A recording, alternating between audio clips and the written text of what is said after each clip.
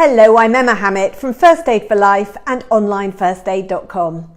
Today I'm going to share some of my tips about how to avoid germs and stay healthy this winter. Cold viruses can live on hard surfaces for up to 7 days. Now, a lot of people don't realise that. That means that when you're travelling on public transport, when you're holding on to things on a bus or on the tube, or going down the escalators, that you are touching germs that could still be active. Flu viruses can remain active for 24 hours on hard surfaces, and bugs can survive on tissues for about 15 minutes. So if you bear that in mind, it is helpful to think this through and work out how many surfaces you're touching, and make sure you are then not touching your face or putting your hands anywhere near your nose and mouth. If somebody sneezes or coughs, it can travel 3 feet. And if someone's got the norovirus and they do a projectile vomit, then it's a heck of a lot further than that. So just bear those in mind. Now, ordinary bugs generally are relatively healthy if that for people to be exposed to. They help us to build up our immune system. So we don't want to go too disinfectant mad, but there are sensible precautions that we can take that can keep us that bit safer. So the key bit is hand hygiene.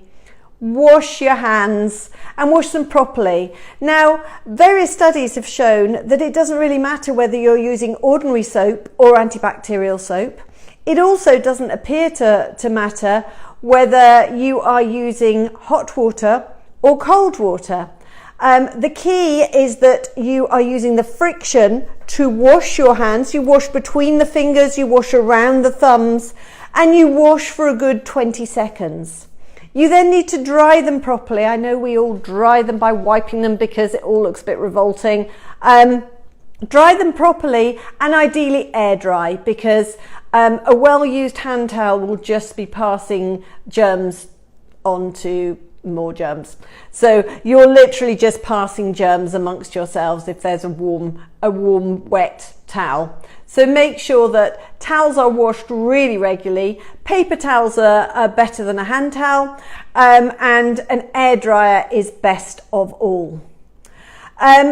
When you are coming out of the loo or when you're using the taps and things, if you're able to use a paper towel or something else to protect your hands, then that's a really good idea to do so, because a lot of people don't wash their hands, and then you've got fecal matter on door handles and around and about. So if you can use a disposable paper towel to open the door when you've been to the loo and then just dispose of it, hold it open with your foot, dispose of the towel, then you're protecting yourself from reinfecting yourself again. So that is sort of more helpful tips. In a hospital, you may have noticed the really long taps that they sometimes have. So with the really long taps, that's so that we can turn them off with our elbows and keep our hands as clean as possible. So if you are in a hospital environment, do that. Hand sanitizer is great. So if you can't wash your hands, or even if you have washed your hands and the towel doesn't look that clean and you've avoided using it, then do your hands with some hand sanitizer, because it does work. Think about your phone. If you're one of those people that takes your phone into the loo, it's not going to be clean. So give it a wipe over on a regular basis. The same with your keyboards and the computer, pretty much anything, right down to your, the office cup. It may not be as clean as you would like it to be. So perhaps have your own cup, or if you are using an office one, you wash it really well with hot water and washing up liquid, and then dry it yourself and then put it back on your desk so it's there for you when you next need it.